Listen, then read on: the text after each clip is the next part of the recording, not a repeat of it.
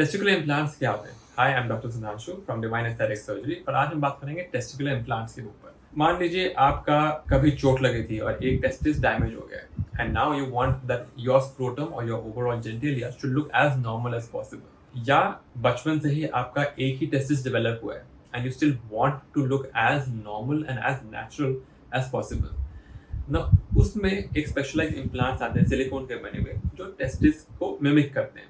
That can be put into your scrotum, put in a certain way ताकि it matches what your other side is and gives you the appearance of having एकदम normal testis. Will it be functional? No. Since it's an implant, this is not a functional tissue. It will just give you the appearance of a normal looking scrotum or external genitalia. आपका overall look जैसा naturally होना चाहिए था without the injury or the absence of testis, वो वापस आ सकता है। सो अ lot of people जिनको कभी इंजरी हुई हो जिसकी वजह से टेस्टिस डैमेज हुआ हो या टेस्टिस में कोई इन्फेक्शन हुआ हो जिसकी वजह से वो काफ़ी श्रिंक करके ख़राब हो गया हो या बचपन से ही वो इतना डेवलप कर ही नहीं पाया कि वो दूसरे साइड को मैच कर पाए।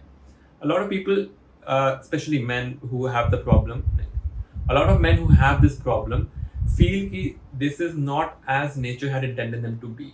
दे don't look as masculine enough as they want to. So, aesthetic surgery से एक टेस्टिस का implant can help you regain that confidence again. क्या इसमें कुछ प्रॉब्लम्स आ सकती है, स्कारिंग होती है, आज जानते हैं इसके बारे में। सिंस ये एक प्रोसीजर हम कर रहे हैं जिसमें आपकी बॉडी को छोटा कर लगता है, माइनर इन्फेक्शन का रिस्क हमेशा होता है, स्पेशली क्योंकि हम एक जेनिटल रीजन पे सर्जरी कर रहे हैं। इसको प्रिवेंट करने के लिए इस एरिया को बहुत अच्छे से साफ करा जाता है, आपको एंटीबायोटिक्स दी जाती है एक लंबे टाइम तक ताकि आपको प्रॉब्लम ना हो। और एक बार जब आपका इम्प्लांट अपनी जगह पे सेट हो जाता है, जिस जगह से हम कर देते हैं वो भी आपका बॉडी अच्छे से हाइड कर लेती है।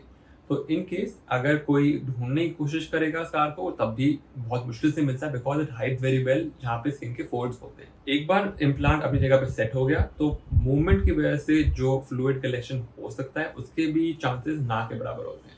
Obviously, as a few things which we do tell you to follow after the surgery ताकि कोई complication ना हो and once you follow them, the surgery is as smooth as possible. तो in case आप इस बारे में कुछ जानना चाहते हैं या कोई डाउट्स हैं, please do contact us.